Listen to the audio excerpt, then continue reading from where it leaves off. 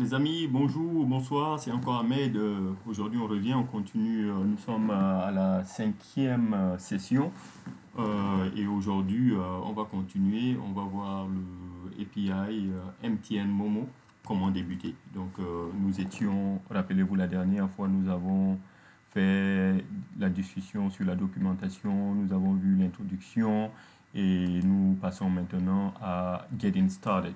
Donc, comment débuter.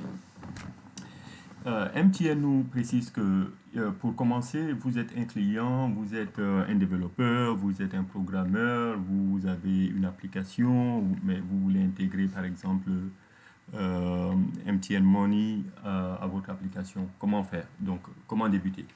Première étape, il faut venir. Il y a quatre étapes à faire. Donc, première étape, ils disent il faut s'inscrire, sign up for an account. Donc, vous venez ici, vous vous enregistrez pour obtenir un compte.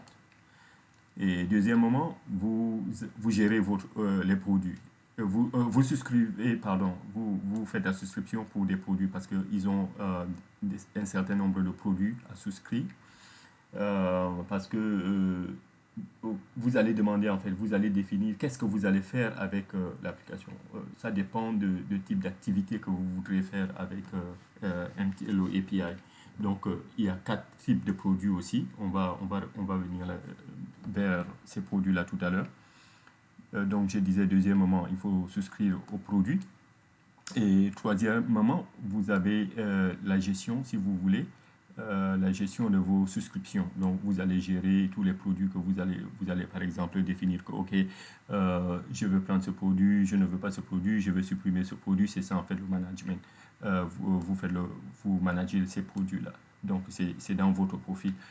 Et quatrièmement, vous générez le API user et le API key.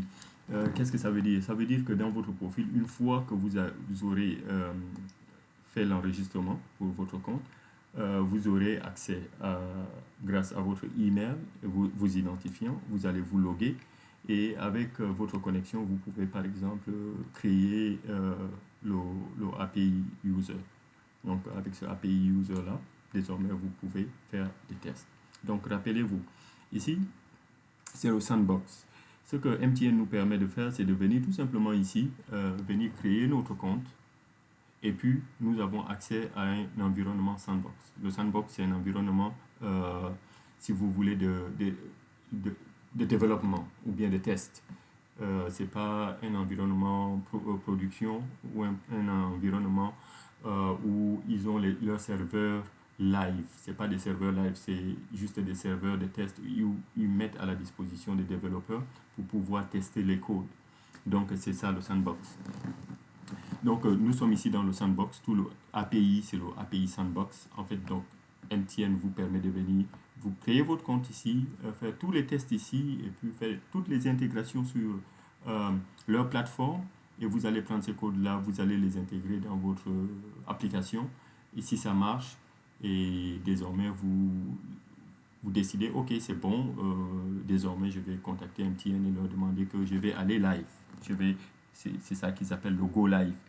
Donc, vous allez décider d'avoir les identifiants pour la production. Et puis, vous allez recréer, leur demander de vous créer votre compte qui sera par exemple le API user, mais le bon en fait, parce que ça c'est celui du test que vous créez ici. Donc voilà les quatre étapes à suivre ici. Donc nous allons voir cela étape par étape. Je vais vous montrer comment vous enregistrer. Donc pour vous enregistrer, c'est simple. Il suffit d'aller vous êtes à l'étape numéro 1. Donc on clique sur Sign Up. Je clique sur Sign Up et ça ouvre une autre page web. Et dans cette page web, je dois renseigner mon email, le choix de mon mot de passe, et je dois reconfirmer le mot de passe.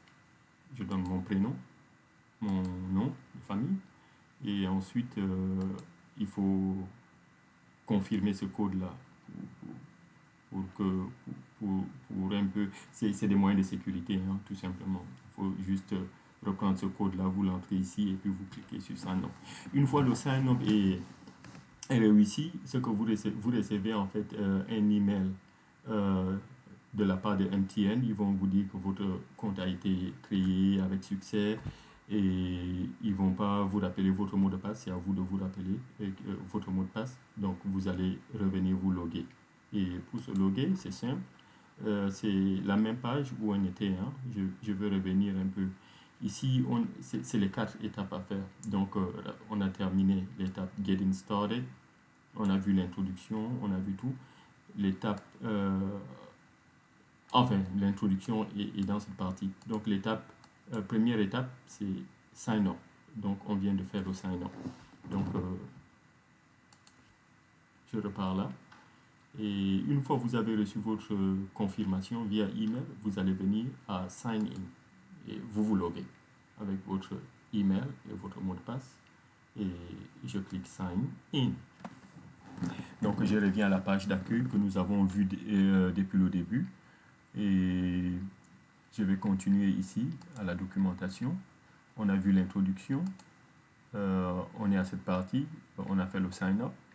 Et on va souscrire désormais au produit. On va cliquer sur produit. Et voici la liste des produits en fait. Ils disent qu'ils ont le collection widget, ils ont le collections, ils ont disbursement, ils ont remittance. Donc tout ça c'est des différents services ou des différentes opérations que vous pouvez faire avec MTN. On va voir tour à tour en fait ce que ça signifie. On va voir la définition de ces choses-là. Si vous devez souscrire à tous ces services-là, vous pouvez le faire en allant à produits. Et voilà les produits. Premier produit, Collection Widget. It is receive money payment on your website through a USSD or QR code. En fait, ici, vous créez juste une application et avec ce produit-là, qu'est-ce que vous faites? Vous demandez d'obtenir paiement tout simplement.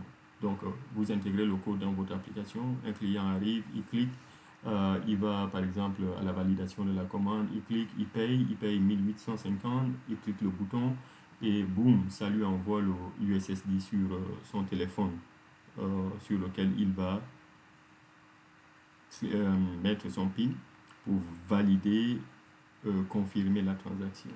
Et une fois il confirme, MTN lui retire de l'argent et MTN dépose cet argent dans votre compte. Donc voilà en fait cette collection widget, tout simplement. Et il y a un autre service qu'ils appellent Collections, Enable Remote Collection of Bills, Fees and Tax. Ça c'est un autre service aussi. Donc à vous de vous renseigner, tout dépendra quel genre de service vous voulez faire. Ça c'est pour les paiements. Et ça, ce sont les paiements relatifs aux factures, les paiements de factures, les frais, les taxes et autres. Disbursement, c'est quand vous payez vous-même. C'est-à-dire, vous avez votre application. Imaginez un scénario. Vous vendez par exemple des journaux digitaux, par exemple, sur votre application. Par exemple, quelqu'un arrive, il paye le journal.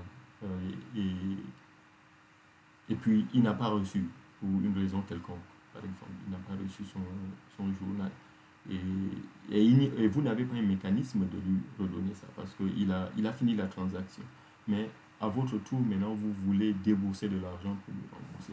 Donc en fait c'est ce produit disbursement là, c'est le retour ou bien le paiement. C'est pas seulement le retour, mais c'est le paiement en général, c'est vous qui payez. Donc un autre service que vous pouvez faire, par exemple, imaginez deux clients, vous avez deux clients, l'un est à Airtel Money, l'autre est à Orange Money. Celui qui est à Orange, par exemple, peut venir vous payer de l'argent ou bien que vous décidez de rembourser à l'autre partie. Donc, il y a beaucoup de scénarios. Donc, c'est un exemple que je suis en train de donner. Ça peut être pas le bon exemple, mais juste pour vous donner une idée.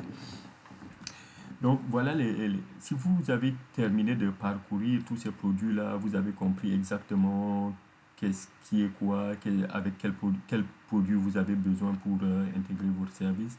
Alors, je pense que vous avez terminé avec les produits. Et vous pouvez passer à l'étape suivante, qui est la gestion de vos souscriptions. Et comment on voit les souscriptions en fait? Je suis déjà logué. Vous voyez, il donne un exemple ici. On vous dit Your subscriptions. Et ici, on vous donne pas mal d'informations. Comment on voit ces informations-là une fois je me suis logué? Je vais à Profile. Je suis à Profile. Et voilà ce qu'il me donne. Il me donne ici Subscriptions Details. Il me donne Subscription Name, Date, Primary Key, Secondary Key. Je peux voir ces clés-là en cliquant sur Show Key, ou bien Regenerate. Ça va régénérer ces clés-là. Et voici le nom du produit. Il dit ici c'est l'état, c'est actif. L'action, je peux annuler. C'est-à-dire si je fais cancel, je supprime tout simplement le produit là. Donc, c'est en fait ça la gestion dont je vous parlais. Vous gérez vos produits, les 4 produits. Moi, j'ai souscrit aux 4 produits. Donc, produit numéro 1, vous voyez, Collection Widget. Deuxième, Collections. Troisième, Disbursement, Remittance. Donc, voilà comment vous retrouvez avec les clés. 2 clés pour chaque produit. Et vous pouvez, par exemple, si vous avez soit perdu, vous n'allez pas perdre la clé parce qu'elle est là. Vous pouvez, par exemple, si vous soupçonnez que quelqu'un a vu votre clé, par exemple, moi je vais cliquer ici, c'est pas prudent de montrer votre clé, c'est d'ailleurs confidentiel, c'est pas partagé, mais comme nous sommes dans un environnement test, c'est pas des trucs de production, et puis de toute façon je peux régénérer. Donc voilà en fait cette clé là. Donc je peux la voir comme ça, je peux la copier, ou bien je peux régénérer. Donc je clique Hide, personne ne peut voir. Donc ici vous gérez les clés et ici vous créez votre application. Et la création de en fait c'est quoi l'application? Je pense que lorsque vous serez dans ici ça n'a pas de sens en fait, je crois bien, parce que ça n'a aucun impact. Vous faites juste les tests. Mais lorsque vous serez en production, quand vous créez une application, je pense que MTN va approuver ou désapprouver votre application. S'ils approuvent, ça veut dire que l'application aura un ID quand vous vous connectez et un compte sera lié à une application, des trucs comme ça. Donc, et c'est facile de créer l'application. Vous faites Register Application et vous rentrez le nom, le titre de l'application, une description, le commentaire, et puis s'il y a des prérequis, requirements, et ce que vous faites pour cette qu'est-ce que vous vendez en fait, ou bien quel type d'activité, dans quel type d'activité vous opérez, par exemple business, education, game, finance, whatever, et vous mettez l'adresse URL. Donc voilà comment vous pouvez créer les produits et puis les applications. Donc nous avons terminé cette partie. Je suis déjà à près de 12 minutes déjà, donc je vais devoir arrêter la vidéo ici. On va retourner à la page d'accueil et la prochaine fois nous allons voir, je pense qu'on a vu tout la gestion des produits, la souscription. Nous allons passer à l'API User and Key Management. Donc c'est ce que nous allons voir dans la prochaine vidéo. Pour l'instant, je vais vous laisser et on se retrouve la prochaine fois. Merci.